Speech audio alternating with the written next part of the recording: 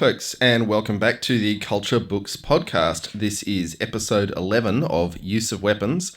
This is from... bugger, we've stopped The Good Soldier, haven't we? What's the name of this one? An Outing. So we're now in the section of the book called An Outing. Thank you, Sheridan, for helping. My name's John. I'm joined by... Sheridan. There we go. Helpful Sheridan, giving us the things. Yes, sorry, the thing I was reading off had the previous episode, and I was like, hang on, I'm about to do something wrong. This is off to a blazing start, isn't it? It is for the record the 17th of November 2023, and the illegal bombardment of the captive population of Gaza continues. I told you we're not meant to do that. Right.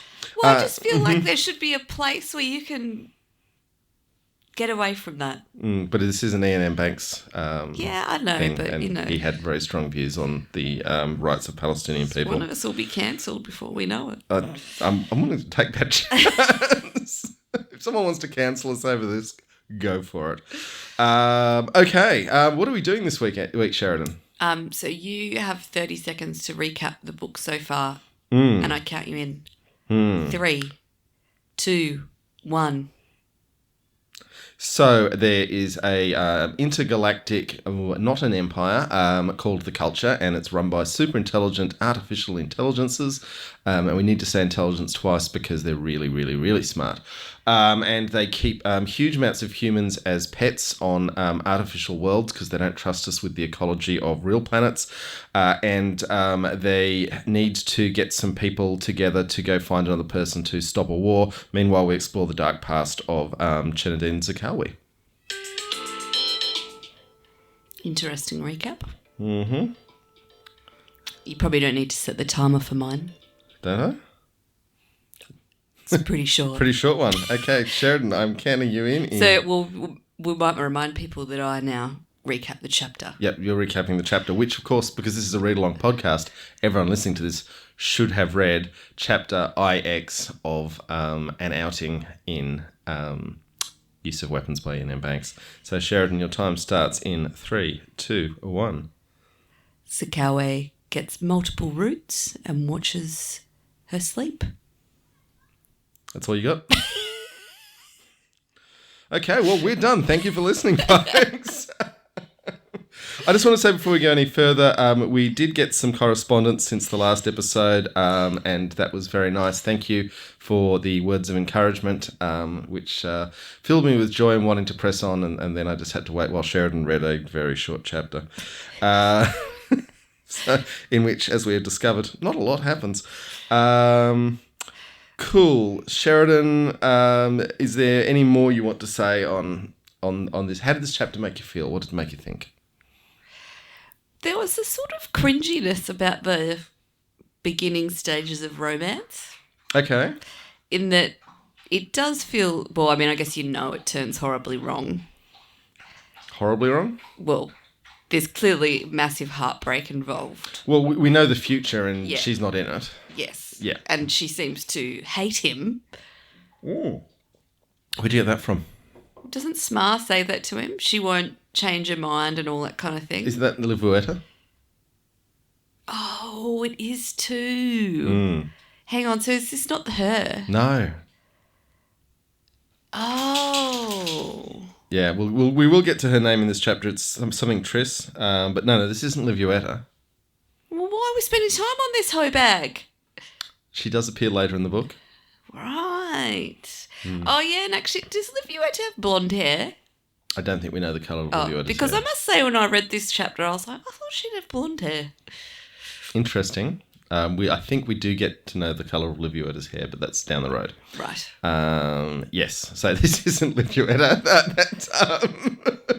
This is one of those moments of realisation. See, we don't talk about the chapters at all. Yeah, well, we're trying to save the freshness for you, We try to save me looking like a moron who can't remember basic facts for the live session with the audience.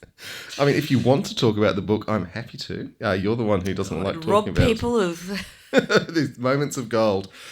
Okay, so the first bit of this chapter that stood out to me was a line in the first paragraph, and he did the classic thing with this chapter of starting with a real disconnect where you're sort of floundering around going, where am I? What's going on? Anyway, this line. Sometimes he felt as though every instant he spent with her was a precious capsule of sensation to be lovingly wrapped and carefully placed somewhere, inviolable, away from harm. That was nice. very nice. Yes. You know what? It's the whole... I mean, she's obviously the poet. Yes. But really, he's the one that's, like, coming up with all the cheesy lines in this. Oh, yeah. Well, he's sort of trying to be a poet. Yeah. He's thinking about... this chapter's a lot of him thinking about being things other than him, who he's been, and spending time leading a life that isn't fighting wars. Yeah, and trying to, like, erase the memory of who he really is, and well, who he's been at least, yeah. To the point where his actual real self comes and hunts him in his dreams. Yeah. And this rang very true to me in that I know a few female poets, and this is the sort of relationships they do get into from time to time, particularly, soldiers on leave, that sort of thing. And it's partly because they're really keen to... They want content. Yeah, they want content, but they want to talk to someone with a different experience. And there is a line in here when she's like, ooh, your vocabulary is very archaic and your grammar's all over the place. Yeah. And to a poet, someone who speaks in that way can give them some really good lines. So is she culture? No. Okay. This is a non-culture world, although they haven't fought a war in 300 years, so obviously they're becoming more sophisticated. Not like us. Okay, what did you think about the way they met? Well, I thought the drink throwing over the, when the jilted lover throws the drink over her, it's a little cliche. There's a lot of cliche in this whole chapter, I felt, but that's okay. Yeah, but this is sort of when Harry met Sally, meets Zakalwe in the culture. Yeah. I don't know. It felt like something that could have happened to me, which is probably why it felt cliche as well. I felt the belching was a bit strange. What belching? He keeps trying to hide burps. When they're having the drinks together, he's covering up his burps. I was like, what is this, some weird alcohol that makes him burp? Could be. I mean, it's not... His physiology isn't used to it. Anyway, I thought that was like just trying to show that he was awkward while she was sophisticated and cool. True. I mean, she is in her own way sophisticated and cool. And to her frame of reference, he's quite the yokel as well, because there's a bit where he's looking at her house and going, oh my God, you're so isolated and this house has no defences. How do you stop yourself getting robbed and murdered? And she's just like, I live in a civilised society. There was this chapter in parentheses at the very end of the first part, this paragraph in parentheses at the very end of this part of the chapter that says, this was more like it. Some small, remindful voice inside him said, this is more like the way it's supposed to be. With this, you can leave all that other stuff behind. The guilt and secrecy and the lies, the ship and the chair and the other man. But he tried not to listen to that voice. The chair's back. And the ship. Yes. Okay, as the first-time reader, Sheridan, all of the audience want to know what you thought of that little bit of chapter. Oh. Wasn't he just trying to leave himself behind? Yes. That's what you got? Yeah. Okay, that's fine. What am I meant to get? We don't know. We just want to hear what you say. I always feel like I'm being tricked into making myself look like an idiot. No. You're the most valuable part of the show. No one's listening in to hear what I think of the books. They already know what they think of it. I think they're really questioning what I think of the books. I don't know. They seem to like it. Send your emails. Comments on social media also appreciated. Okay, we're just going to quickly go through the bits that I highlighted of this conversation in the was it the spaceport bar? A port bar. Doesn't say whether it's a spaceport or not. No, he heard her say, I'm saying with very few exceptions, nothing lasts forever. And amongst those exceptions, no work or thought of man is numbered. And actually in the Kindle version, this has been highlighted by so many people, it's underlined. There's actually multiple lines in this chapter that are like that, which there hasn't been a lot of so far. Yeah, I thought that was interesting. And then he interjects, sorry, he told them, but I just wanted to point out that nothing lasts forever can be a positive statement. Well, in some languages. Having said it, it did occur to him that in this language, it wasn't. They had different words for different sorts of nothing. Having said that, that's the sort of thing that would get a poet going, And then, of course, she gets a drink thrown over her. He offers to buy her a drink. They hit it off. This line from hers: wonderfully obscure vocabulary, but totally bizarre grammar, which, as I said, would get a poet going. Now, we do get her name here, Sheas Engine. Yes, we do. Yeah. Yes. I should have picked that up. You will see that name again later in the book. Right. So she doesn't die. Ooh, maybe she does. Well, yeah, this narrative goes both ways. Oh, yeah. That's right. It's confusing. You're a poet, he said, delighted. I've always been fascinated by poets. I tried writing poems once. Yes, she sighed and looked away. I suspect everyone does. I know, I love that. And you are? I'm Sheridan Zakalwe. I fight wars. She smiled. I thought there hadn't been a war for 300 years. Aren't you getting a little out of practice? Yeah, boring, isn't it? Now, I've got to say, as a 23-year-old man reading this for the first time, the idea of introducing yourself saying, I fight wars. It was pretty cool. Seemed pretty cool, yeah. Obviously... there have been wars, though, because he has been fighting them. Nowhere that she knows of. But she just doesn't know, yeah. But I think it's clear to her that he's from somewhere else as well. Yes. Yeah. Well, he tells her. He does tell her, but even at this moment, yeah. He's clearly from somewhere else. And then you get his inebriated theory of humanoids of the galaxy's way of trying to get rid of all the alcohol, which is just the sort of bullshit you pop out in a bar when you're trying to... Went on to mac onto a chick. Banter. Yeah, it's banter, yeah. And then I like this line from her. So, why are you here? Not come to start a war, I hope. And then he's saying, no, I'm on leave. Come to get away from them. That's why I chose this place. How long are you here for? Until I get bored. And how long do you think that will take? Well, he smiled back. I don't know. This is classic soldier or sailor on leave stuff. And this can be very appealing to both parties, to have a relationship that will last for a while, but everyone knows isn't going to last forever. What did you think of this line of hers as the chapter moves on? Love, she maintained, was a process, not a state. Held still, it withered. He wasn't too sure about all that. He seemed to have found a calm, clear serenity in himself he hadn't even known was there, thanks to her. A good relationship can do a lot of healing for people. Yeah, but throughout the chapter, I feel like he knows he's going to get bored. Well, yeah, but he's also... that doesn't mean he can't enjoy some healing in the She definitely knows it's not going to last the whole time. Oh, no, but I mean, she seemed quite happy with that knowledge. I think she'd be very disturbed if he was actually making long-term plans. He's definitely way more into her than she is to him.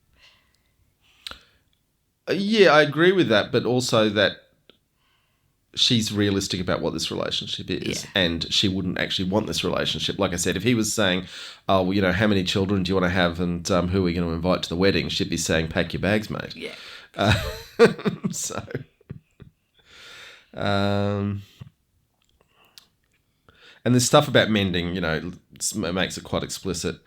The effect this one person was having on memories so terrible to him that he had long ago resigned himself to them only growing more potent with age. But she just ringed them off, cut them out, parcelled them up, and threw them away, and she didn't even realise she was doing it, had no idea of the extent of her influence. Yeah, well, she's teaching him how to deal with his own inner demons. And to just be a human who isn't trying to kill people. Yeah. Yes. What did you think about the discussion of age? Well, so, I mean, it raises questions. Tell me your questions. Well, how was he born and what's he doing in the 100 or whatever years when he's not living but he's been born? Okay. So what he says is, I'm about 220, 110 and 30. And then he explains a little bit. He says, I was born 220 years ago. I've lived for 110 of them. And physically, I'm about 30. I mean, the 30 was obviously when the culture gives him the new body. Yes. Well, it gave him hang on. Has it given him the new body at this stage in the timeline? I think this is before he lost the body. But then what physically I'm about 30, what is that? That just means the culture's given him a body that's been, has changed his body, so it's about 30 years old. Yeah, that's what I just said. Sorry, but this isn't with the regrown body Oh, okay. from when he got his head chopped off. Right, okay. Yeah. Which they are going to do a flashback within a forward chapter. It's quite annoying. Well, don't tell me. Sorry. Okay, and I will say, without spoiling things, stasis of various sorts is well within things in the culture. I think you mean stasis. I think that word can be pronounced both ways, Sheridan. I don't agree. Readers, send your comments in. As in metastasized. That's okay. metastasized. Mm-hmm. No, I'm just screwing with you. Okay. Yes, and then she's saying, "Hang on, I'm screwing a 110-year-old," and then he's like, "Look at me, I've got all this experience, but a young man's body." I know, yeah, he seems pretty happy with himself. He does. And then when she's playing with the scars, I did love this line when he played with the one over his heart, because this is the old body. And there was a look in the man's eyes that made her shiver. Suddenly he seemed all the years he'd claimed and more. She drew herself up, ran her hand through her hair. That one's still a bit fresh, huh? But he must be, he alludes to the fact that he could heal them all. Yes. But he chooses not to. Mm-hmm. Yes. And? Well, that's kind of messed up though, right? Isn't it? Don't you like remembering things via the scars on your body? Maybe. I mean, obviously, if you've got some, gaping set of stitch scars across your forehead, that's the sort of thing you might want to, get removed. But it is funny how they heal. I mean, I can remember when I was younger and had a lot of scars from my teenage years, and I thought they told a story, and now they're all gone, and I can't remember what put them there anyway. So. Just goes to show, time rolls on, unless you're Zakalwe, trapped in your own past. Okay. And then we get a little bit of the, oh, I know, I'll kiss them all better. And then he's like, oh, could be a long job. I don't know, I did like the feel of the new couple doing nice. all the new couple stuff. Yeah. Now, what did you think of her house? The descriptions of her house. Well, like it's fabric roof. I mean, it doesn't seem very sturdy, but they don't seem to have a problem. Well, it's sort of it reminded me a little bit of, I used to live in a really horrible share house which was sort of falling down at the edges, but in the middle it was still offered shelter. But this seems like it's a little more formal than that, but it's just a sort of design where the edges are sort of fluid and open to the outside, and then by the time you get to the bedrooms, it's all a bit more protected, although the wind still rustles through it and things. I don't know, it seemed like a house I'd like to visit. Maybe stay the night. In fact, this civilization seems like a lovely one, really. Everyone's living in bucolic happiness, and poets have big farms to live on. Yeah, just the poets seem well paid. It's a very strange world. Well, I think maybe it's inherited wealth, though. Like it is. That's a possibility. But as you move to a post-scarcity society, people who can make original creative works will be increasingly valued. True. In theory. We all know practice can be very different to theory, but yes. Now, what was the bit where you thought he was being hunted in his dreams? When the old Zakalwe comes and gets him with his gun. Where is that? Let me find it. Okay. Sometimes at night, lying there in the dark when she was asleep or silent, he thought about the real ghost of Shiradin Zakalwe. Started on that. Shiradin Zakalwe come walking through the curtain walls, dark and hard, and holding some huge deadly gun, loaded and set. Okay, when we get to the end of the book, that is an earmark we should come back to. Sorry, what did he say exactly there? So, well, I'll keep reading the paragraph. At the start, about the real ghost. Oh, sometimes at night, lying there in the dark, when she was asleep or silent, he thought he saw the real ghost of Shiradin Zakalwe. that's obviously the non-replacement body. He doesn't know about his body being replaced yet. He's still got the original body at this point. But then what's the reference to his body being 30? Oh, that's just being age fixed and having been in some sort of stasis. Because this is in his timeline as before. And then at the end of the paragraph it says, and the real Zakalwe would raise his gun, look him in the eye through the sight and fire, calmly and unhesitatingly. Mm-hmm. So it mentions twice in 2 paragraphs the real Zakalwe. Yeah. Well, I just took that to mean his real body. Yep. Okay. Maybe his aged body. Could be. We'll see where that goes. Cool. What do you think about all the watching her sleep? It's very cheesy. And a bit stalkery. I think she's uncomfortable with it. I mean, I watch you sleep quite often. Oh, I don't think you do. I do. Well, then you're just like looking confusingly at what you've done with your life to end up with a 44-year-old woman in a CPAP mask. Look, that is a question. I'm not sure it's because you're like infatuated and Look, we've been together. wanting to miss things because apparently when I'm awake I move too fast. Move too fast to see, yeah. Except when you don't move at all, yeah.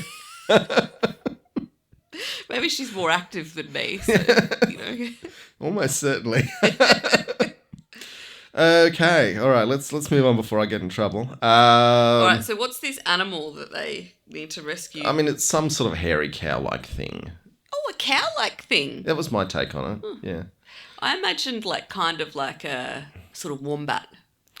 Well, that's heading into the side. It's big enough for them to see at some distance that it's stuck. True. And remember, Ian M. Banks is Scottish and they have their hairy Highland cows. So I felt it was something like that. Yeah. And I mean, it's just, they never even leave. Yeah, they're meant to leave the house to go rescue it and then they just decide to, fornicate away again. Yeah. Yeah. Poor animal. It's like, I hope someone comes and rescues me soon. I feel like she was like getting ready to break up with him though at the end there. You think? Okay. I mean, we'll get to that. And she's like, I better do some work. Now, what did you think about this bit where the finger moved on the desktop where she would write a short poem about him in the evening, one he would copy secretly in case she wasn't happy with it and threw it out? Creepy. That's creepy, you reckon? Not cute. I mean, it is cute, I guess. I mean, this is how a lot of great works are preserved, is people secretly making copies of their partner's notes. True. Okay, and right, and he says, "Let's waste a little time." She says, "A nice euphemism, sir." She mused distantly. So yeah, she's not as into it at this point. Yeah, she's like, God, if I must. Yeah, I've seen this guy's moves in the bed, and I just really need to get on and do my work. And he's just hanging around. Does he have a hotel he can go back to? I don't know. Oh dear. Okay. So there were no ships. There were no ships. Who was your favourite character? Oh, maybe that poor wombat Cree thing. Okay. So Shears Engine doesn't rate her favourite character status. She's all right, actually. She's not. She's a little too dimensional. Oh, what is a manic pixie dream girl? Yeah. I guess that's what young men dream. A poet in a black cocktail dress who's willing to pound some whiskey. I mean, that's... yeah, that's cool. Okay, so Shears is your favourite character. Other thoughts that you had on the chapter, what you thought you might have learnt or not learnt about Zakalwe? Well, he doesn't like himself a lot, does he? No. He's trying to look for ways to improve himself in other people, which he won't find. Ooh, that's an interesting observation. Okay. Anything else? No. No. Okay. All right. Well, we're coming up on half an hour, so we've done well. Thank you, everyone, for listening. Sheridan promises, as she does every episode, that we'll be faster on reading the next chapter, but we never know how long it's going to take. But we are back to things in the culture. And what's the name of the next chapter, Sheridan? Ooh, I've closed my book down. Okay, it's 6. 6. For those listening along. So, an outing 6. And on that note, I think we're going to let people go because we've got a cat in captivity to stop him playing with microphone cables. Okay, Sheridan. Thanks, folks.